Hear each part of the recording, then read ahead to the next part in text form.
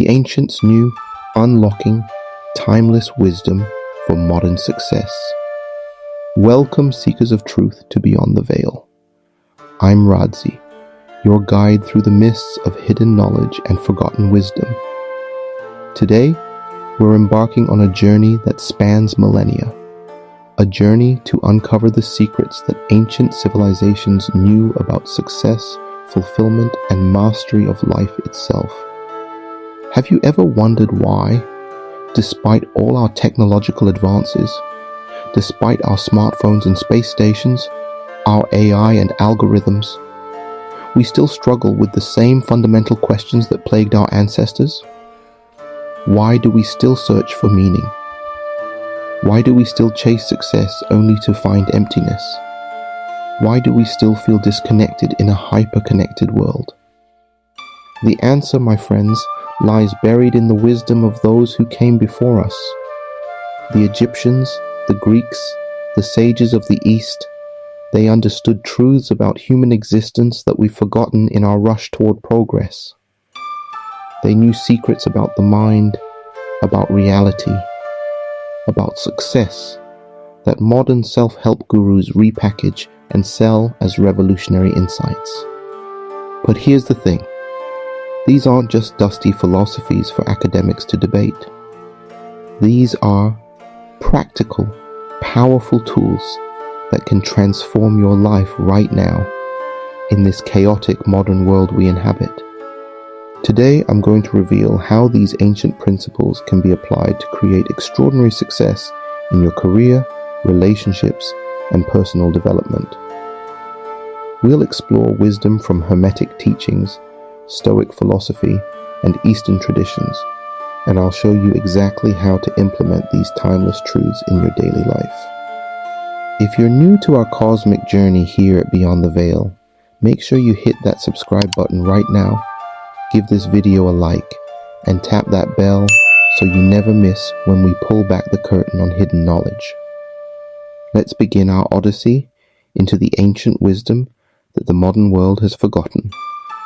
Wisdom that could change everything for you.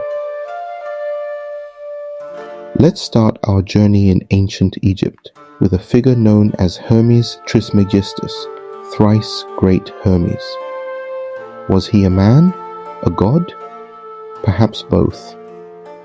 The Egyptians identified him with Thoth, the god of wisdom, while the Greeks saw him as Hermes, messenger of the gods. What matters is that from his teachings emerged Hermeticism, a system of principles so profound that they've influenced everything from alchemy to modern psychology. The Hermetic tradition gave us 7 principles that govern reality itself. And I promise you, understanding these principles will completely transform how you approach success in your life. The first principle is mentalism. The all is mind, the universe is mental. This principle teaches us that everything, absolutely everything, begins in the mind. Reality is mental first, physical second. Now I know what some of you are thinking. Radzi's gone full woo-woo on us. But hear me out. Even modern neuroscience confirms that our perception creates our reality. What you focus on expands.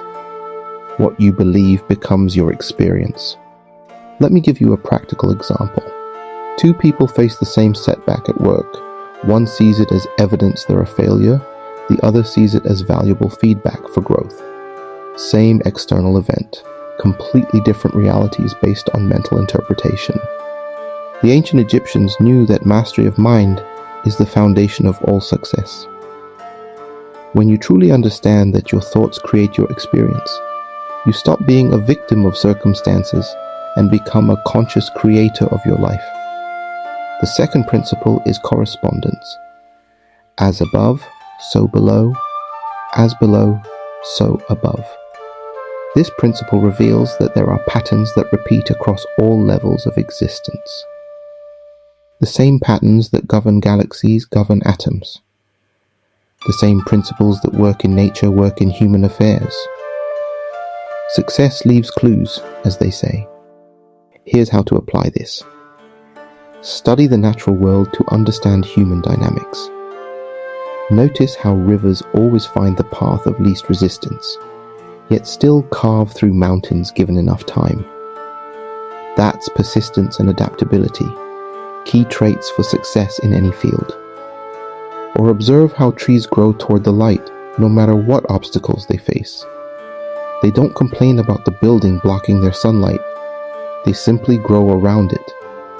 That's resourcefulness in action. The third principle is vibration. Nothing rests. Everything moves. Everything vibrates. The ancients understood that everything exists in a state of motion, from solid matter to thoughts and emotions. When I strike a tuning fork, it vibrates at a specific frequency. Bring another tuning fork near it, and if it's tuned to the same frequency, it will begin vibrating too, without being touched. This is resonance. The same happens with people. We resonate with certain ideas, environments, and individuals. Want to succeed? Consciously choose what you resonate with. Surround yourself with people vibrating at the frequency of success you desire. Immerse yourself in environments that elevate your energy. The fourth principle is polarity. Everything is dual. Everything has poles. Everything has its pair of opposites. This principle reveals that things we think of as opposites are actually the same thing at different degrees. Hot and cold are just different degrees of temperature. Success and failure are different degrees of the same experience. Here's where it gets powerful. If everything has its opposite, and opposites are just different degrees of the same thing, then you can transmute one pole to another through mental alchemy. Feeling fear about a presentation? That's just excitement without the breath. Transmute it by changing your interpretation and breathing deeply. Facing a massive challenge? That's just an opportunity viewed from a different angle. The ancients knew that mastery of polarity gives you incredible power to transform negative situations into positive ones.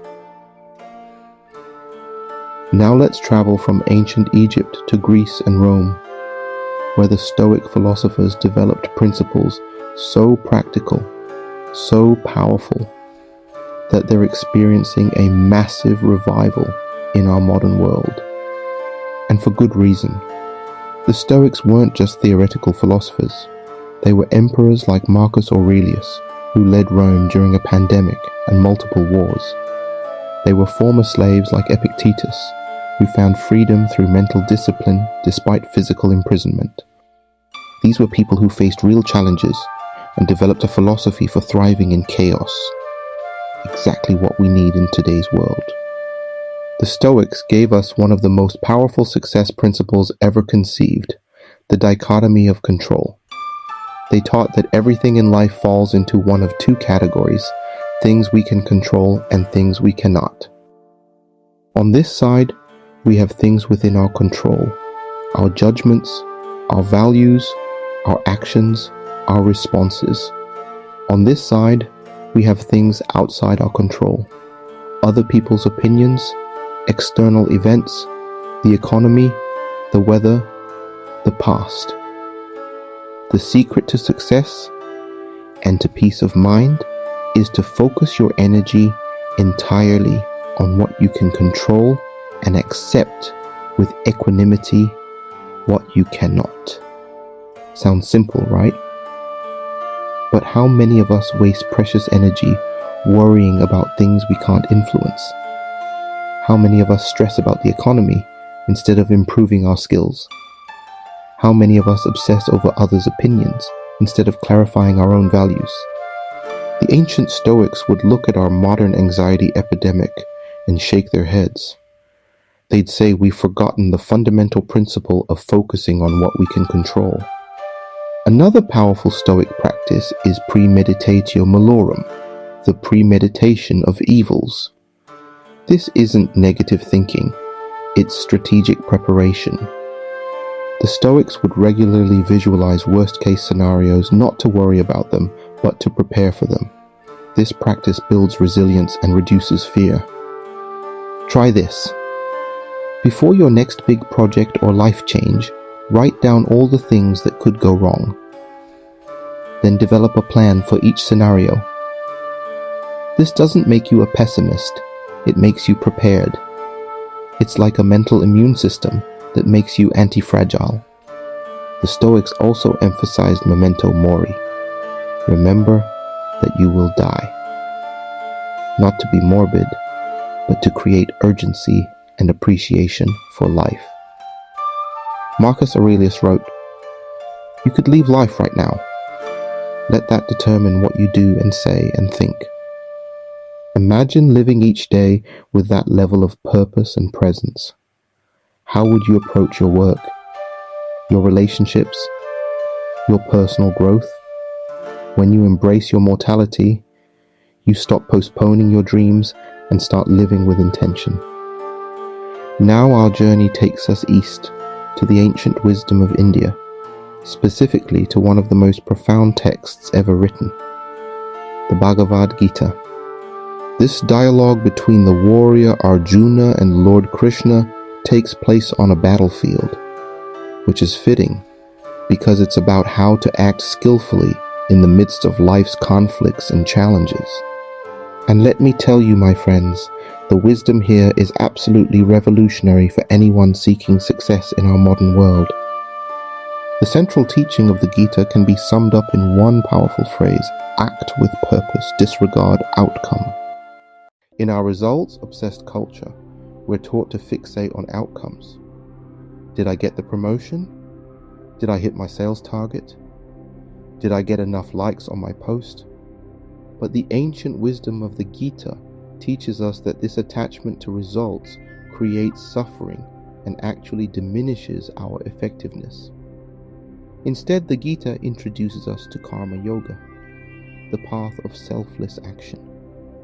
It teaches us to focus completely on the action itself, performing it with excellence, dedication, and proper intention, while releasing attachment to the fruits of our actions.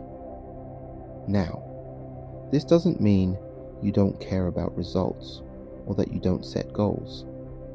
It means you understand that once you've taken your best action, the outcome is influenced by countless factors beyond your control.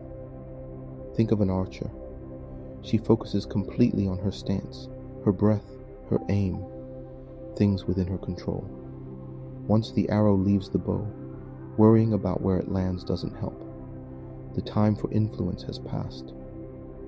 This principle liberates you from the anxiety of outcomes and allows you to be fully present in your actions. And ironically, when you release attachment to results, you often achieve better results because you're fully engaged in the process. The Gita also teaches us about dharma, our sacred duty or purpose. It suggests that we each have a unique role to play based on our natural talents and the needs of the world. Finding and fulfilling your dharma is the path to both success and fulfillment. When your work aligns with your natural abilities and serves a greater purpose, you access a level of motivation and energy that's simply not available when you're just chasing a paycheck. Ask yourself, what work makes you lose track of time? What contributions do people consistently appreciate from you? Where do your talents meet the world's needs? The intersection of these questions points toward your dharma. Now comes the exciting part. How do we actually integrate these ancient principles into our hectic modern lives?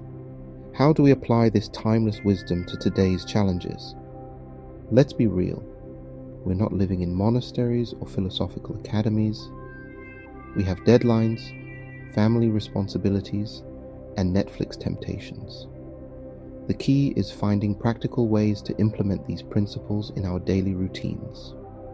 I've developed a system I call Ancient Wisdom, Modern Application, that breaks this down into 5 areas of life: mind, body, work, relationships, and purpose. Let's start with the mind. The Hermetic principle of mentalism teaches us that reality begins in the mind. The practical application: a daily mental management practice. I begin each day with a 20-minute practice that combines meditation, visualization, and affirmation. I sit in silence for 10 minutes, observing my thoughts without attachment, a practice that goes back thousands of years. Then I visualize my day going perfectly, programming my mind for success. Finally, I affirm the mental states I want to embody. This isn't some new age invention. It's applying the ancient understanding that mind creates reality to our modern context. For body, I apply the Stoic principle of self-discipline and the Eastern understanding of the body-mind connection. The ancients knew that physical vitality supports mental clarity. The Stoics practiced voluntary discomfort to strengthen their resilience. I incorporate this by taking cold showers, intermittent fasting, and challenging physical exercise. Not because I'm a masochist, but because these practices build the mental toughness needed for success in any area. For work, I apply the Gita's principle of karma yoga, selfless action without attachment to results. I break down my projects into actionable steps and focus completely on the task at hand, practicing what modern psychology calls flow state, but what ancient traditions understood as merging with the action itself. I also apply the Stoic dichotomy of control by identifying what aspects of each project I can influence and releasing worry about factors beyond my control. For relationships, I apply the Hermetic principle of vibration and the Stoic emphasis on virtue. I consciously choose to associate with people who resonate at the frequency I aspire to. I also practice Stoic reflection before responding to challenging communications, asking myself, is my response aligned with my values of wisdom, justice, courage, and moderation? Finally, for purpose, I integrate the Eastern concept of Dharma with the Stoic practice of memento mori. I've clarified my unique contribution based on my talents and the world's needs, and I regularly reflect on my mortality to ensure I'm prioritizing what truly matters. The beauty of these ancient principles is their flexibility. You don't need to become a monk or philosopher to benefit from them. You can start small, implementing one practice at a time until it becomes habitual. Now, let's address the elephants in the room, the specific modern challenges that can make applying ancient wisdom difficult. First, there's the challenge of constant distraction. Our ancestors didn't have smartphones pinging them every 2 minutes or endless entertainment options. Their minds weren't fragmented by the attention economy. The ancient solution? The Stoics practiced what they called attention to the present moment. Today, we might implement this by creating technology boundaries, perhaps a sacred hour each morning before checking devices, or digital Sabbaths where we disconnect completely. Then there's the challenge of chronic stress and burnout. We're working longer hours than medieval peasants, constantly available through our devices. The ancient solution comes from the Eastern traditions, which taught the importance of rhythms and cycles. They understood that productivity isn't about constant output, but about oscillation between exertion and recovery. Practically, this means scheduling deliberate recovery periods in your day, week, and year. It means honoring your body's natural rhythms rather than overriding them with caffeine and willpower. Another modern obstacle is rampant materialism and comparison. Social media has supercharged our tendency to measure ourselves against others and to seek fulfillment through consumption. The ancient solution comes from both Stoicism and Eastern traditions, which emphasize that true wealth comes from wanting what you already have, not from having what you want. Practically, you might implement a gratitude practice or regular periods of voluntary simplicity to reset your hedonic baseline. We've traveled across time and traditions today. uncovering wisdom that has guided humanity for millennia. From the Hermetic principles that reveal the mental nature of reality, to the Stoic practices that build resilience, to the Eastern teachings that liberate us from attachment, these ancient insights offer a comprehensive framework for success in our modern world. But knowledge without action is merely entertainment. The ancients didn't just philosophize, they lived their principles. And now it's your turn. I invite you to choose just one principle we've discussed today and implement it consistently for the next 21 days. Perhaps it's the Stoic practice of focusing only on what you can control. Maybe it's the Eastern approach of acting with purpose while releasing attachment to outcomes. Or perhaps it's the Hermetic understanding that your mental state creates your reality. Whatever resonates most strongly, commit to it. Test it in the laboratory of your life. See for yourself if these ancient principles still hold power. If you found value in today's journey, please support our mission here at Beyond the Veil by subscribing to the channel, giving this video a like, and hitting that notification bell. Your engagement helps us continue bringing hidden wisdom to light. Before we part ways, I'd like to leave you with an affirmation that integrates the wisdom we've explored today. I invite you to repeat it with me 3 times. I am the conscious creator of my reality, focused on what I can control, acting with purpose while releasing attachment to outcomes. Let's say it together. I am the conscious creator of my reality, focused on what I can control, acting with purpose while releasing attachment to outcomes. I am the conscious creator of my reality, focused on what I can control, acting with purpose while releasing attachment to outcomes. I am the conscious creator of my reality, focused on what I can control, acting with purpose while releasing attachment to outcomes. Until next time, this is Radzi, reminding you that the veil between ancient wisdom and modern success is thinner than you think. Keep seeking, keep growing, and remember, the ancients knew.